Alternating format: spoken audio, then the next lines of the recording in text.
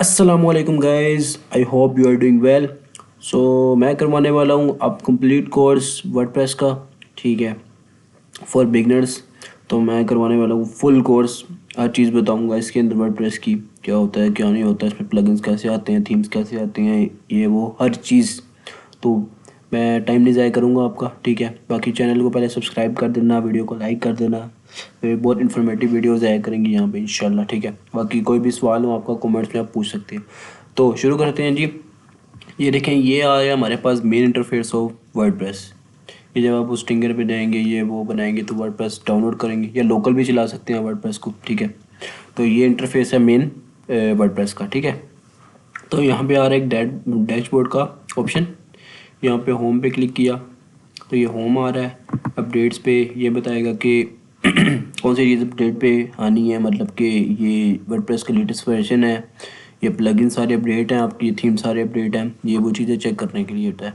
अगर यहाँ पे 1 2 लिखा रहा है तो इसका मतलब है कोई अपडेट आई हुई है, किसी प्लगइन की आई हुई है या किसी और चीज़ की आई हुई है, वर्डप्रेस की अपडेट आई हुई है, ये वो चेक करने के लिए यूज़ होता है। तो उसके बाद हम पोस्ट पे आते हैं। ये पोस्ट हैं, जैसे कि आपको पता है हर वेबसाइट पे ब्लॉग्स होते हैं मुख्तलिफ़ किस्म के। ठीक है, ब्लॉग्स होते हैं, तो यहाँ ये वो जगह है जहाँ पे ब्लॉग्स ऐड किए जाते हैं। ठीक है, ब्लॉग्स ऐड होते हैं तो वो ब्लॉग के पेज पे दिखती हैं। तो बहुत सी वेबसाइट पे आप देखते होंगे यार कि ब्लॉग के नाम से एक वो पेज बना होता है ऊपर टॉप पे, तो आप उस पर क्लिक करते हैं तो मुख्तलिफ़ किस्म के उस पर पोस्ट आ रही होती हैं। तो पोस्ट यहाँ पे बनाई जाती हैं। ठीक है, तो कस्टम वेबसाइट का तो कुछ और चीज़ सीन होता है, ये तो सेम ऐसे दूसरी वर्डप्रेस पे बनी हुई है। तो इसमें अब मैं आपको एक पोस्ट ऐड करके दिखाता हूँ। यहाँ पे जिस तरह हमने एक ऐड पोस्ट किया, ठीक है, हम इस पर कर लेते हैं ऐड पोस्ट। तो नेक्स्ट किया, ये गाइड कर रहा है। ठीक है हमें, ओके। उसके बाद हमने इसको टाइटल देना है कोई भी पोस्ट का, जैसे कि हम इसको देते हैं how to make a website. अब हमने इस पर टाइटल दे दिया और हमने इसको ऐसे ही डेमो में करके पब्लिश कर देते हैं इसको। यहाँ से हमने इसको पब्लिश भी कर दिया और अब यहाँ पे एक ऑप्शन आ रहा है व्यू पोस्ट। तो व्यू पोस्ट पे करते हैं अब। तो व्यू पोस्ट पे ये हमारे पास देखें टाइटल आ रहा है, ये हमारे पास आ गया टाइटल, ये उसका टेक्स्ट आ गया और लीव अ रिप्लाई। तो ये वो है कि हमने एक पोस्ट के नाम है एक अपडेट कर दी है वहाँ पे। तो यही पोस्ट हमने जो डाली थी वो ऑटोमेटिकली यहाँ पे शो कर रहा है वो। ठीक है, ये पे आ रही है सेम टू सेम। तो ये उसके लिए यूज़ होगा पोस्ट डालने के लिए। अब यहाँ पे जितनी मर्जी पोस्ट डाल सकते हैं। ठीक है, एक और आपको मैं चीज़ दिखा देता हूँ। जब हम एडिट करते हैं इसको, ठीक है, तो ये हमने टाइटल डाला, इसकी डिस्क्रिप्शन डाली है और साइड पे सेट फ्यूचर इमेज आ रहा है। तो यहाँ पे हम जब इमेज डालेंगे तो ऑटोमेटिकली आपने देखा होगा ब्लॉग पे इस साइड पे एक इमेज आ रही होती है। तो वो ये चीज़ उसके लिए है। मूव टू ट्रैश से ये डिलीट हो जाएगी। यहाँ से ऑथर नेम आ रहा है आपका, ठीक है, स्लग दिखा रहा है कि आपका वेबसाइट के आगे जो लिखा होता है उसको स्लग कहते हैं। ठीक है, वेबसाइट के लिंक के आगे जो चीज़ें होती हैं। अब इसमें कैटेगरी बना सकते हैं कि ये जो पोस्ट है वो किस कैटेगरी की है, हम ऐड कैटेगरी कर सकते हैं। अब इसमें कैटेगरी भी ऐड कर सकते हैं। उसके बाद आप टैग्स लगा सकते हैं इसके अंदर मुख्तलिफ़ किस्म के, जो भी आपने आपकी पोस्ट के मुताबिक हो। जैसे कि आपने कोई CS बेस्ड लगाई हो कोई पोस्ट, या कोई कार की बेस पे लगाई हो या किसी और चीज़ पे, तो उस लिहाज से आप अपने मुख्तलिफ़ किस्म के टैग्स यहाँ पे ऐड कर सकते हैं आराम से। ठीक है, उसके बाद हम बाहर आते हैं मेन डैशबोर्ड पे अपनी। ठीक है, उसके बाद यहाँ पे आ रहा है कैटेगरीज, ये मैंने आपको बता दिया। तो कैटेगरीज भी ऐसी ऐड की जाती हैं जैसे कि यहाँ पे आप कैटेगरी का नाम ऐड करेंगे। ठीक है, अब मैं जैसे कर देता हूँ होम, जैसे कि मैं ऐसे डेमो के टॉप होम ऐड करूँ, ये सिलेक्ट खुद ही उठा लेगा, इसका नहीं है। पेरेंट भी आप सिलेक्ट कर सकते हैं। मतलब कि ये कहने का मकसद ये है कि आपने अगर इलेक्ट्रॉनिक्स के नाम से एक कैटेगरी बनाई है तो उसका मुख्तलिफ़ किस्म की और कैटेगरी भी बना सकते हैं उसकी, क्योंकि वो आपने उसको पेरेंट बना दिया, आप उसकी चाइल्ड कैटेगरी बनाना चाहते हैं। जैसे आप कहते हैं यार मेरा इलेक्ट्रॉनिक्स का बिजनेस है, उसका ना मुख्तलिफ़ किस्म की चीज़ें मुख्तलिफ़ किस्म की चीज़ों के लिए, मतलब कि आप कहते हैं कि यार आप क्या कह सकते हैं, मतलब कि यार आप कोई चीज़ बनाते हैं उसकी मुख्तलिफ़ कैटेगरीज बन सकती हैं, तो आप उसमें सब कैटेगरीज भी बना सकते हैं। मतलब यहाँ से उसको उसकी मेन कैटेगरी सेलेक्ट करेंगे या कि इसकी ये चाइल्ड कैटेगरी है, तो इस तरह से भी आप कैटेगरी बना सकते हैं। ठीक है, तो ये इस तरह से जब हम होम करेंगे ऐड कैटेगरी किया तो ऑटोमेटिकली यहाँ पे ये ऐड होगी कैटेगरी, सही है।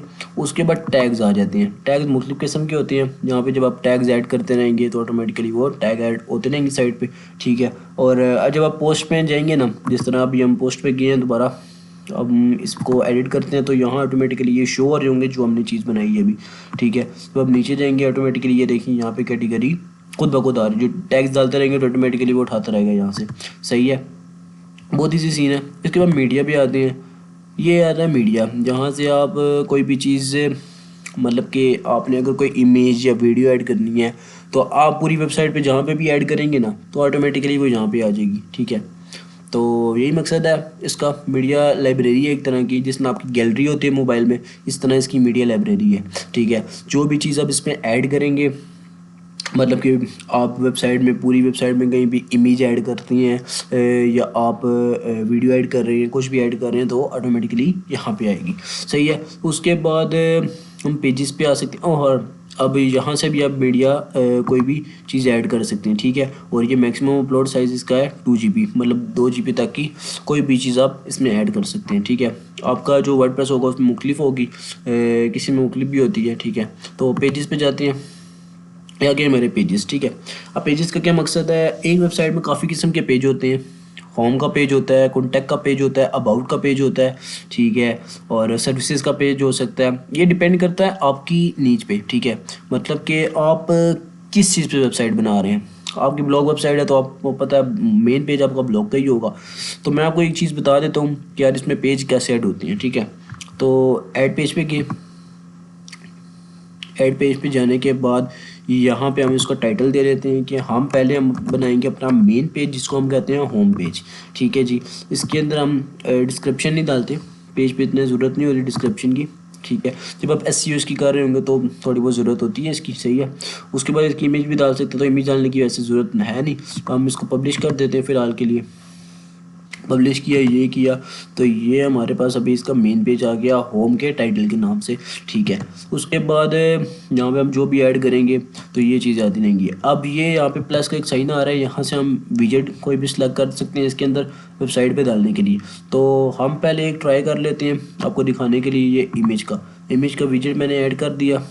यहाँ पे हम कोई भी किस्म की इमेज ऐड कर सकते हैं, ठीक है। तो यहाँ पे आप किसी भी किस्म की इमेज ऐड कर सकते हैं। हम गए अपलोड्स पे, हमने कहा कि भाई हम एक अपलोड कर देते हैं, जैसे हमने एक ऐड कर लेते हैं फ्रेमर की नाम की इमेज। तो ये देखें, ये इमेज यहाँ पे अपलोड हो चुकी है, ठीक है। तो ये ऐड कर ली हमने। अच्छा जी, ये जब हम इसको सेव करेंगे ना तो हम इसको जाके देखते हैं भाई हमारा पेज कैसा आ रहा है, ठीक है।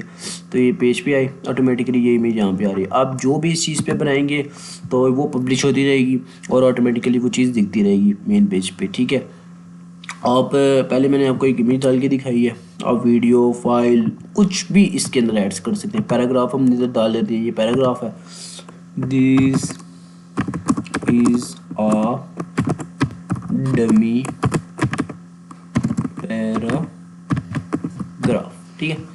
हम इसको कर लेते हैं सेव करने के बाद हम व्यू कर लेते हैं इसके पेज को।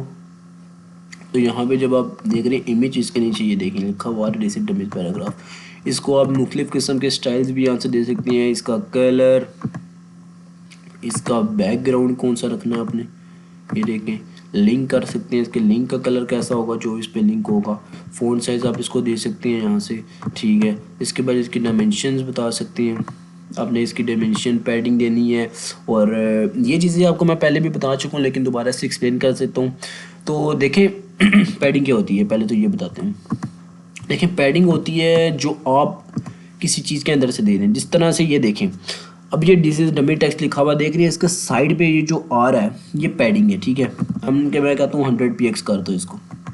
ये देखें, इसने पैडिंग का किया, अंदर से पैडिंग दी इसको, ठीक है। अंदर से क्यों दी हमें कैसे पता चले, क्योंकि हमने जो जिस चीज़ को बैकग्राउंड दिया हुआ है तो वो बैकग्राउंड बड़ा भी हो रहा है साथ साथ। और अगर मैं आपको चीज़ बताता हूँ, अगर आप इसको कर देते हैं 0 तो ऑटोमेटिकली ये जो स्पेस आ रही है वो ये ख़त्म कर देगा, सही है। उसके बाद एक मार्जिन होता है, मार्जिन हम देते हैं बाइट से, मतलब कि ये देखिए इसको तो हमने बैकग्राउंड कलर दिया हुआ है, ठीक है। जब हम इसको बैकग्राउंड कलर दे रहे हैं ना तो ऑटोमेटिकली जब हम मार्जिन देंगे ना तो बैकग्राउंड कलर मतलब स्पेस नहीं लेगा। मैं आपको एक चीज़ करके दिखाता हूँ, 10 दिया तो ये ऑटोमेटिकली देखें 100 की है तो ये नीचे चला जाएगा। ये देखें, उस बैकग्राउंड नहीं लेके आ रहा। क्यों नहीं लेके आ रहा? पैडिंग हमेशा अंदर से दी जाती है टेक्स्ट के अंदर। इसका मतलब जो टेक्स्ट पे बैकग्राउंड है वो भी यूज़ होगा साथ, ठीक है। मार्जिन में ये होता है बैकग्राउंड यूज़ नहीं होगा क्योंकि वो बाहर से दे रहा है, ठीक है। मतलब इस तरह से ये मार्जिन और पैडिंग में फ़र्क होता है। तो ये फ़ॉन्ट साइज़ था। फ़ॉन्ट साइज़ के अलावा इस पर अपीयरेंस का एक ऑप्शन आता है कि आप अपीयरेंस इसकी चाहिए, थिन चाहिए, ठीक है, बोल्ड चाहिए, एक्स्ट्रा लाइट चाहिए, रेगुलर चाहिए, आपको मीडियम में चाहिए, किस चीज़ की ये चाहिए। तो वो इस तरह से आप इसको डिसाइड कर सकते हैं। बॉर्डर आप देना चाहते हैं इसको, ठीक है। अगर हम बॉर्डर देना चाह रहे हैं इसको तो 2px मैंने इसको का बॉर्डर दे दो, ठीक है। बॉर्डर देने के बाद इसका कलर डिसाइड कर लो। ये हमारे पास 2px का बॉर्डर आ रहा है। उसके बाद यहाँ पे रेडियस का ऑप्शन है। रेडियस कहते हैं जी, देखिए बॉर्डर तो मैंने आपको बता दिया, जो साइड पे आ रहा है इसको बॉर्डर कहा जाता है। रेडियस क्या होता है? ये जो बॉर्डर को अगर आप कहते हैं भाई ये मुझे बॉक्स में नहीं चाहिए, मतलब ये डब्बा से बना हुआ है ना एक, तो आप कहते हैं भाई मुझे ये बॉक्स में नहीं चाहिए, आप ऐसा करें आप इसको सर्कल में कर दें। तो सर्कल में करने के लिए हम क्या करते हैं? रेडियस का यूज़ करते हैं। तो ये देख रहे हैं खुद ब खुद ये सर्कल स्क्रीन में आ गया, ठीक है। तो ये रेडियस से ये होगा। उसके बाद आप अगर पैडिंग में जाए ना ऊपर, तो आप इसको जब पैडिंग देना शुरू करें ऑटोमेटिकली ये साइड की स्पेस भी ठीक करने लग जाएगा, ठीक है। इस तरह से अगर आप अलग-अलग देना चाहते हैं तो इस तरह से दे सकते हैं। जैसे आप कहते हैं इसे मुझे जो है ना लेफ़्ट की साइड से चाहिए, तो आप इसमें सिर्फ और सिर्फ लेफ़्ट की साइड से भी पैडिंग दे सकते हैं ताकि आपका ये टेक्स्ट यहाँ पे जुड़े ना साथ, ठीक है। तो इस तरह से आप इस पर वर्किंग कर सकते हैं। बाकी मैं इसको आपको सेव करवा के एक दफ़ा दिखा देता हूँ। ये आ रहा होगा नीचे बटन, ये आ रहा है, ठीक है। ये इस तरह से कुछ हमने इसको हेडिंग बना दी है। तो ये था थोड़ा बहुत समझाने का आपको, ठीक है। उसके बाद आपको बहुत ही चीज़ें हेडिंग ऐड कर सकती हैं, किसी भी किस्म की हेडिंग यहाँ पे आप ऐड कर सकती हैं। इसको टैग्स, ये टाइपोग्राफी भी दे सकती हैं, ठीक है। लेटर स्पेसिंग वो होता है ना, जैसे कि एक लेटर के दूसरे लेटर के स्पेसिंग जो होती है वो है, ठीक है, कि आप कितनी स्पेस देना चाह रहे हैं। लाइन हाइट होती है, जिस तरह आपने एक पैराग्राफ लिखा ना, ठीक है, वो आ रहा है 2 से 3 लाइनों पे, तो उनके बीच में जो स्पेसिंग होती है उसको लाइन हाइट में काउंट किया जाता है, ठीक है। मतलब लाइन हाइट ज़्यादा होगी तो ऑटोमेटिकली वो स्पेसिंग देगा बीच में। तो अगर लाइन हाइट आप नहीं देंगे ना बिल्कुल भी, तो ऑटोमेटिकली वैसे वो जुड़ने लग जाएगा। तो डिफ़ॉल्ट जो होती है वो ठीक होती है वैसे तो लेकिन आप देना चाहते हैं अपने मुताबिक, आपको ज़्यादा स्पेस चाहिए बीच में, तो फिर आप पे डिपेंड करता है कि आप वो कैसे देते हैं, ठीक है। तो ये चीज़ होती है। बाकी इसके बाद और भी काफ़ी चीज़ें इसके अंदर आपको देखने को मिलेंगी। ये असल में इसका जो प्री बिल्ड ये जो मतलब है ना, इसके जो विजेट्स हैं ये गुटनबर्ग के होते हैं असल में, ठीक है। ये एक बिल्डर है इसका अपना, वर्डप्रेस का मेन गुटनबर्ग ये बिल्डर है इसका, ठीक है। लेकिन अक्सर लोग ज़्यादातर जो यूज़ करते हैं वो एलिमेंटोर भी करते हैं, ठीक है।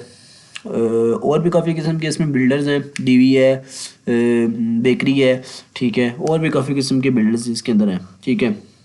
तो वो डिपेंड करता है आपके ऊपर कि आप कैसा यूज़ करना चाह रहे हैं। तो हम इसको पहले सेव कर लेते हैं, ऐसे ही आपको दिखाने के लिए बनाई थी मैंने, सही है।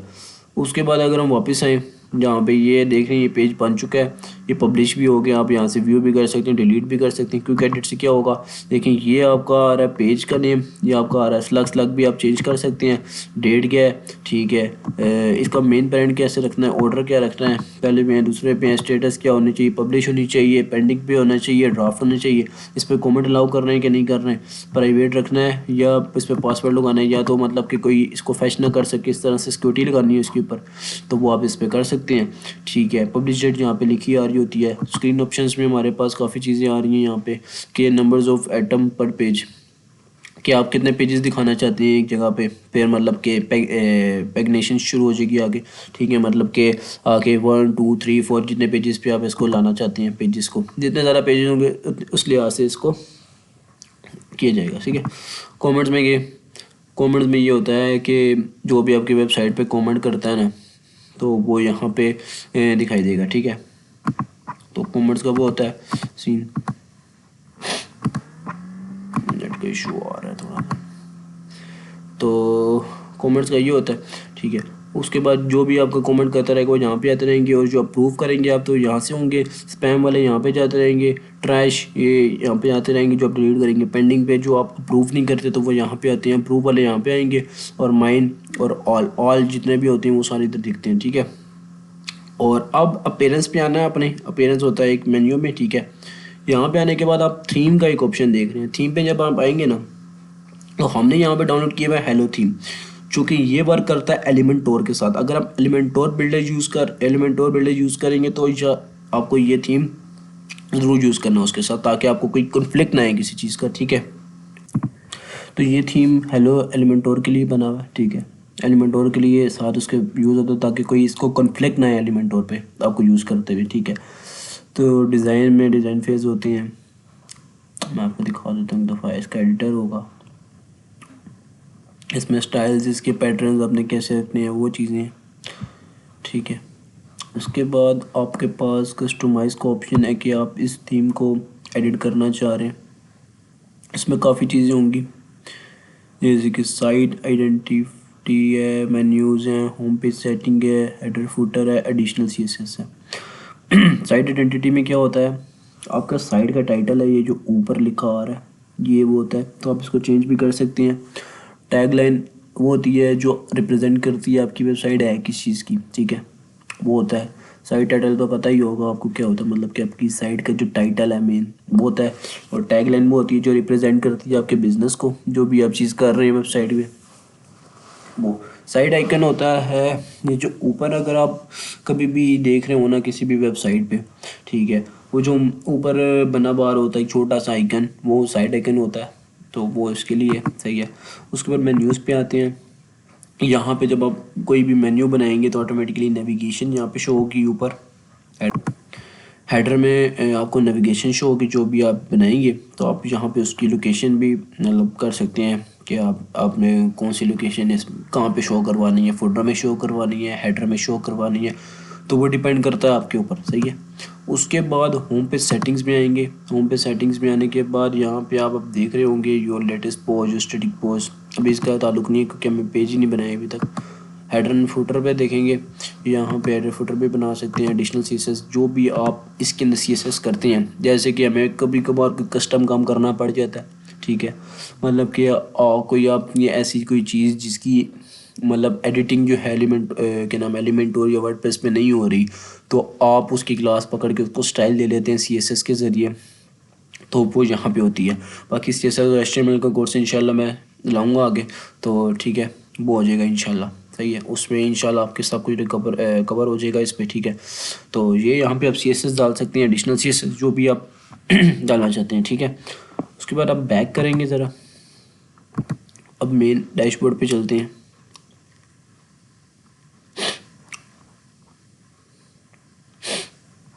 इसका थोड़ा नेट का बहुत इशू आ रहा है।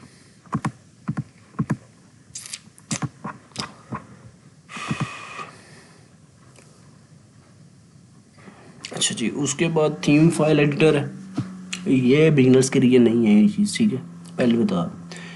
असल में ये आप अगर यूज़ करेंगे ना तो आपको बिल्कुल भी इस चीज़ के बारे में समझ नहीं होगी, ठीक है। ये थोड़ा एडवांस लेवल पे चीज़ है थीम फाइल एडिटर। इस पर हल्की सी भी चीज़ आपने अगर छेड़ दी ना, तो ये पूरी वेबसाइट जो है ना मतलब क्रैक हो जाएगी, पूरी क्रैश हो जाएगी पूरी वेबसाइट, ठीक है। तो इसका भी आपके साथ कोई लेना देना नहीं है, बिगनर्स के लिए तो बिल्कुल भी नहीं है, सही है।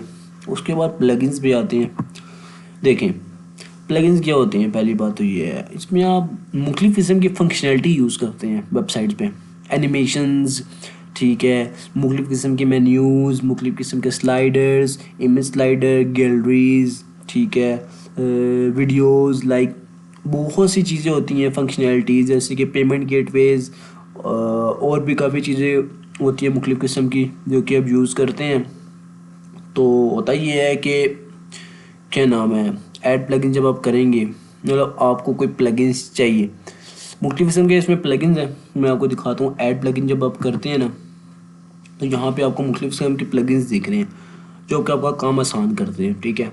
मतलब कि ये जब यूज़ करते हैं ना, लेकिन एक बार याद रखिएगा, जब आप प्लगइन यूज़ कर रहे हैं तो आप एक लिमिट में उसको इस्तेमाल करिएगा। ज़्यादा प्लगइन यूज़ करने से आपकी वेबसाइट को बहुत रिस्क भी हो सकता है हैकिंग वगैरह का, ठीक है, क्योंकि उनकी अपडेट्स आती रहती हैं। तो अगर आप अपडेट नहीं करेंगे वक्त पे कोई चीज़ें नहीं करेंगे तो वो आपके लिए इशू कर सकती हैं, ठीक है।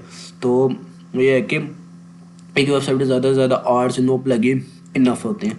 तो इससे भी कम रखें तो ज़्यादा बेहतर है, वेबसाइट की स्पीड भी सही रहेगी, मेंटेन भी कर सकेंगे उसको। ये है कि 4-5 प्लगइन्स की अपडेट आया करेगी तो कर लेंगे।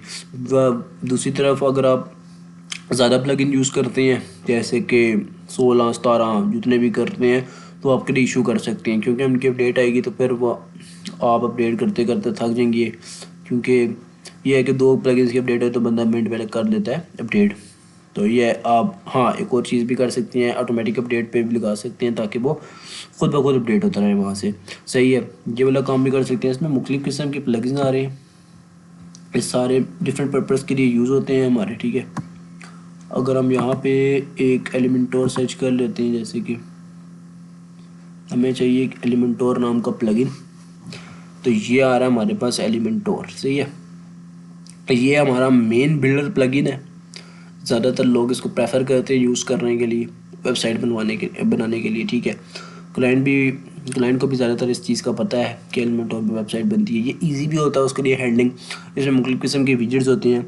इसका एक आता है प्रो वर्जन, वो प्रो वर्जन भी आप यूज़ कर सकते हैं, ठीक है। आपके लिए ईजी करने का तरीका है, तो मैं तो प्रेफर करूँगा ये प्लगइन, ठीक है। ये अच्छा है, सही है, ये यूज़ कर सकते हैं। इसमें एडोन्स भी हैं इसके मुख्तलिफ़ किस्म के, जो कि वर्क और ईजी कर सकते हैं। इनमें एनिमेशन मुख्तलिफ़ किस्म के स्लाइडर्स, हर चीज़ है इसके अंदर, ठीक है। वो आप इसको यूज़ कर सकते हैं। तो जैसे कि हमने एक बना लिया, इंस्टॉल कर लिया इसको एलिमेंटोर को, ठीक है। अब हमने एलिमेंटोर को इंस्टॉल करने के बाद एक एक्टिव का बटन आया, हमने इस प्लगइन को कर लिया एक्टिव। सही है, एक्टिव करेंगे तो उसके बाद हम यहाँ पे इसको स्किप कर देंगे फ़िलहाल के लिए, ठीक है। कैंसिल, सही है। ये हमारे पास आ गया एलिमेंटोर का डैशबोर्ड यहाँ पे, ठीक है। यहाँ पे क्या आ गया, एलिमेंटोर का डैशबोर्ड, ये आ रहा है हमारे पास एलिमेंटोर, ठीक है। होम आ गया, इससे एडिटर आ गया, सही है। उसके बाद ये जो चीज़ें आ रही हैं बाकी वो आ रही। अच्छा, उसके बाद मैं आपको चीज़ें बताता हूँ, ये इसकी अपनी आ गई चीज़।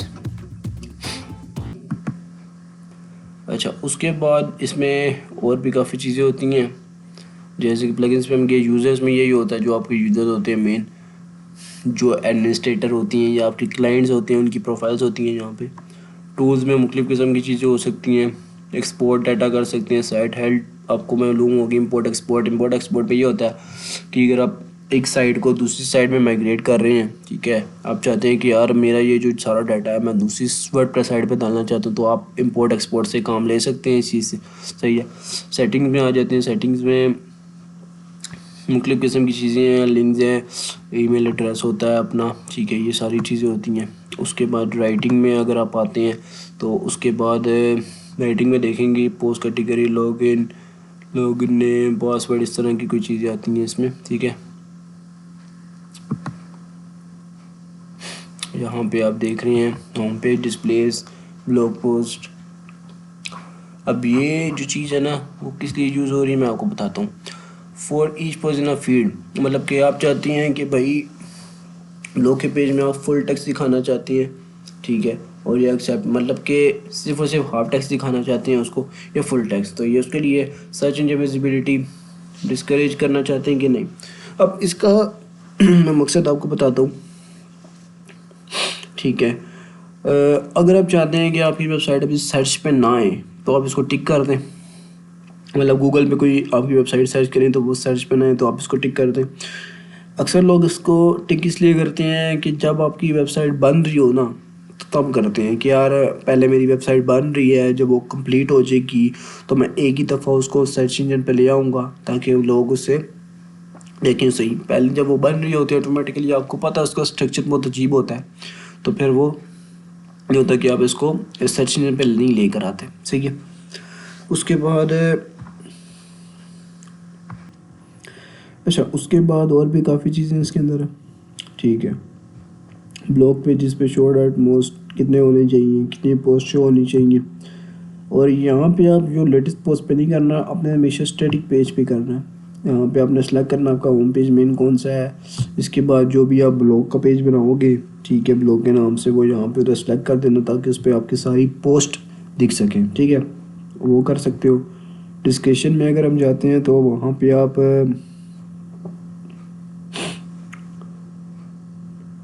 नेट बहुत स्लो हुआ है, पता नहीं क्या हुआ है।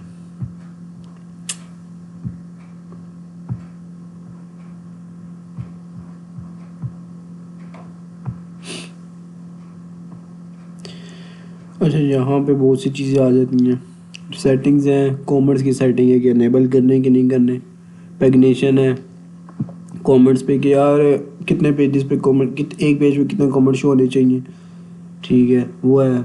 और बहुत सी काफ़ी चीज़ें हैं जो कि आप यहाँ पे कह सकते हैं कि कोई कमेंट करता है तो आपको उसकी प्रोफाइल पे इमेज कैसे चाहिए, ये वो बहुत सी मुख्तलिफ किस्म की इस पे चीज़ें आ जाती हैं। मीडिया है, मीडिया को कंट्रोल करने के लिए आपकी ये विड्थ चाहिए, थंबनेल का साइज़ कितना होना चाहिए, मीडियम साइज़ कितना होना चाहिए, लार्ज साइज़ कितना होना चाहिए, ठीक है।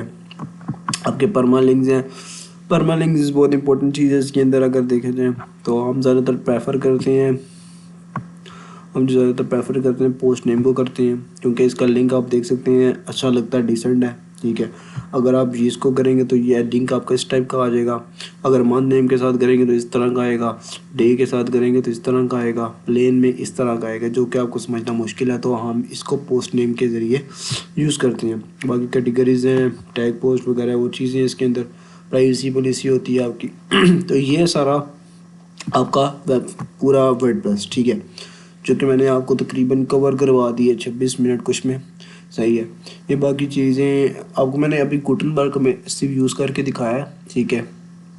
तो अब इंशाल्लाह जो अगली वीडियो होगी वो मैं बनाऊंगा एलिमेंटोर पे यूज़ करके, ठीक है। पूरा एलिमेंटोर का बताऊंगा यार, एलिमेंटोर कैसे यूज़ करते हैं, उसके विजेट कैसे यूज़ होते हैं, उसका प्रो वर्जन भी यूज़ करके दिखाऊंगा उसको नेक्स्ट वीडियोस में। तो बाकी यार आप कमेंट कर दिया करें ताकि यार मुझे पता चले कि आपको किस चीज़ के रिलेटेड वीडियो चाहिए। इस तरह बंदा बना तो सकता है, लेकिन अब वो नहीं पता ना कि आपको किस तरह की वीडियो चाहिए, मतलब कि कोई कौन सा इशू आ रहा है आपको, किस चीज़ पे आपकी अपडेट्स पे इशू आ रहा है, आपको कोई हैकिंग फाइल में इशू आ रहा है, इस तरह की कोई हैक होगी वेबसाइट या और कोई चीज़, तो इस तरह से आप मुझे बता सकते हैं। बाकी मुझे अगर आपने कोई मेरे से वेबसाइट बनवानी है, जैसे कि वर्डप्रेस में बनवाना चाहते हैं या फ्रेमर में बनवाना चाहते हैं, ठीक है, या आपने कोई मेंटेनेंस पे देनी है मुझे वेबसाइट, ठीक है, आप मंथली मेंटेन करवाना चाहते हैं वेबसाइट को, ठीक है, आप मुझे डीएम कर सकते हैं, मैंने ईमेल मेंशन की हुई है नीचे, तो आप भी मुझे ईमेल कर सकते हैं, ठीक है। और उसके बाद अगर आप कोई भी मतलब कोई चीज़ मेंटेन पे है या आपके कोई एरर आ रहा है वेबसाइट पे, वो दूर करना चाहते हैं, या और भी कोई चीज़ होती है जिस तरह से आप वेबसाइट बनवाना है या डोमेन लिस्टिंग के साथ अपनी पूरी कंप्लीट वेबसाइट बनवानी है, जितने मर्जी पेज की बनवानी है, आप मुझे फिग्मा डिज़ाइन इसका सेंड कर सकते हैं, ठीक है, या मुझे कोई इंस्ट्रक्शंस दे सकते हैं जिससे मैं आपकी वेबसाइट बनवा दूँ, ठीक है। बाकी बाकी मुझे फॉलो करिए, मुझे सब्सक्राइब करें, ठीक है। बाकी वीडियो को लाइक और शेयर ज़रूर करिएगा, ठीक है। और बाकी मुझे बता दीजिएगा कमेंट में कि बाकी किस चीज़ पे वीडियो बनाई जाए, ताकि मुझे पता चले कि आपको किस चीज़ के लिए वीडियो चाहिए, किस चीज़ में इशू आ रहा है, ताकि मैं वो इशू सॉल्व कर सकूँ, ठीक है। बाकी तब तक के लिए अल्लाह हाफिज़, बाकी अपना ख्याल रखिएगा, अल्लाह हाफिज़।